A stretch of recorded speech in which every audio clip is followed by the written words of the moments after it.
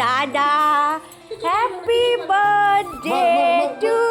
তো আসছিল সুব্রত বুড়োর হ্যাপি বার্থডে। আমরা ওর আগের বারে বার্থডেতে থাকতে পারিনি, মানে ছিলাম না, তাই এইবারে কিন্তু আছি।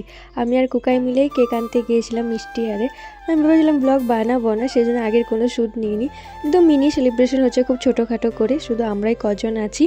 এই যে মিষ্টিগুলো এনেছিলাম সেগুলোই, আর কেকটা খেতেও বেশ ভালো ছিল। আর অজুই সমস্ত কিছু আয়োজন করেছে, পায়েস আরে বানিয়েছে। 1 second, happy birthday dairy Subrata দাদা, খুব খুব ভালো থাক, তুই সুস্থ থাক, সুন্দর থাক, আরও অনেকগুলো বার্থডে তোর এইভাবে সুন্দরভাবে পেরোক। আমরা অনেক, কিন্তু তুই পার্টি দিবি, হ্যাঁ পার্টি দিস নি এখনও দিবি। যাই হোক, এই তো বার্থডে বয় এবারে কেক কাট করবে, খুব খুশি আছে আজকে, ওকে দেখে খুব ভালোই লাগছে। এই তো অজু পায়েস খাইয়ে দিল। সুব্রত কে সেটা তোমরা সবাই জানো, তবুও আরেকবার ওর পরিচয়টা দিয়ে দিই।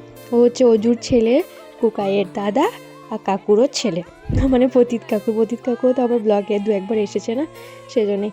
তো তারপরে এই তো কেক কাটিং করলো। তারপরে তো কেক কাটিং করার পর বাবা মাকে খাওয়ালো, মানে অজুকে আর কাকুকে। এই তো কাকুকে তোমাদেরকে আরেকবার দেখিয়ে দিলাম।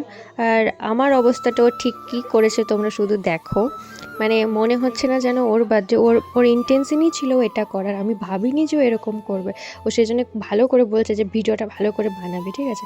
আমি ভাবলাম আমি প্রথমে খাইয়ে দিই, ও আমি ভাবলাম আমাকে হয়তো ভদ্রভাবে খাওয়াবে। ও বাবা না, কী করলো তোমরা শুধু একবার দেখো, মানে দেখে লাগছে যেন আমারই জন্মদিন ছিল, ওর ছিল না।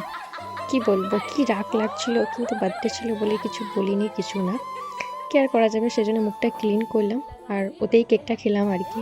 তারপর আমিও মাখিয়ে দিয়েছি ভালো করে। আমাকে মাখাবার ওকে ছেড়ে দেবো, এটা কি হতে পারে? একদমই না। কিন্তু আমি দেখো ভদ্রভাবে দিয়েছি, আর এইসব দেখে এ তো ভীষণ মজা পায়। জানো তো, কেকের থেকে কেকের মধ্যে যে সকল চকলেট বা আরও অন্য কিছু যেগুলো থাকে না, ওইগুলো খেতে ভীষণ ভালো লাগে। তাহলে আজ আসি, দেখা হচ্ছে অন্য ব্লগে, টাটা।